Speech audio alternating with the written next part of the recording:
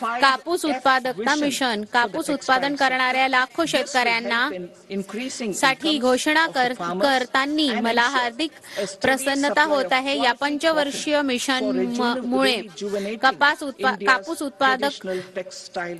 उत्पादकतेमध्ये वाढ होणार आहे आणि जास्त लांबीच्या धाग्यांच्या प्रजातींना लागवडीसाठी प्रोत्साहन मिळणार आहे.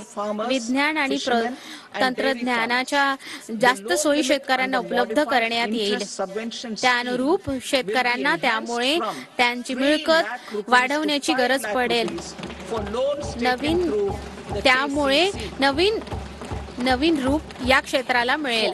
किसान क्रेडिट कार्डच्या माध्यमातून CCE पासून 7.7 कोटी शेतकऱ्यांना, मत्स्यपालन करणारे आणि दुग्ध व्यवसाय करणाऱ्या शेतकऱ्यांना वेगळा लाभ मिळणार आहे. शेतकरी क्रेडिट कार्डच्या माध्यमातून घेण्यात आलेल्या ऋण सुमारे 3 लाखापासून वाढवून 5 लाखापर्यंत करण्यात येणार आहे. आसाममध्ये युरिया संयंत्र युरिया उत्पादनामध्ये आत्मनिर्भरतेसाठी आमच्या सरकारने 3 नवीन बंद पडलेले युरिया संयंत्र आमच्या सरकारने पुन्हा सुरू केले आहे. आसाममध्ये 12.7 लाख मेट्रिक टनच्या वार्षिक उत्पादन करण्याची क्षमता वाढवण्यात येणार आहे. 1.5 लाख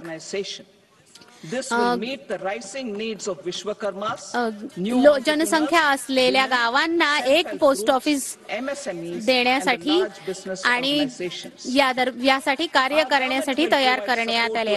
याचे लग्न ग मध्ये देण्यात आलेले आहे. भारतीय डाकला विशाल सार्वजनिक लॉजिस्टिक संघटनाच्या रूपात बदलण्यात येईल, ज्यामुळे नवीन उद्योजक, महिला स्वसहायता गट, सूक्ष्म लघु आणि मध्यम उद्योजक आणि मोठ्या कारोबारी संघटनांच्या वाढणाऱ्या गरजा त्यातून पूर्ण करण्यात येतील. आमची सरकार सहकारी क्षेत्रासाठी NDCDCच्या ऋण कार्याची मदत देणार आहे.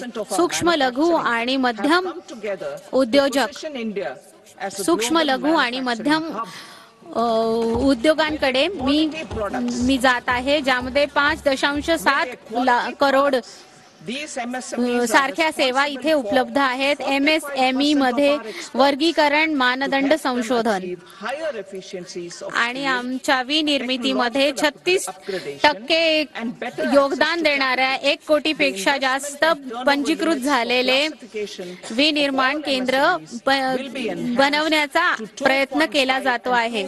MSME सोबत गुणवत्तापूर्ण उत्पादकांना 45% एवढे योगदान देण्यात येत आहे. MSME ला अधिक व्यापक प्रमाणावर दक्षता, प्रौद्योगिकी आणि भांडवली स्तरावर जास्त प्रकारचे भागीदारी करण्यासाठी सर्व MSME साठी वर्गीकरण, संबंधित गुंतवणूक आणि व्यापारासाठी क्रमशः 2.5 आणि 2% वाढवले आहे.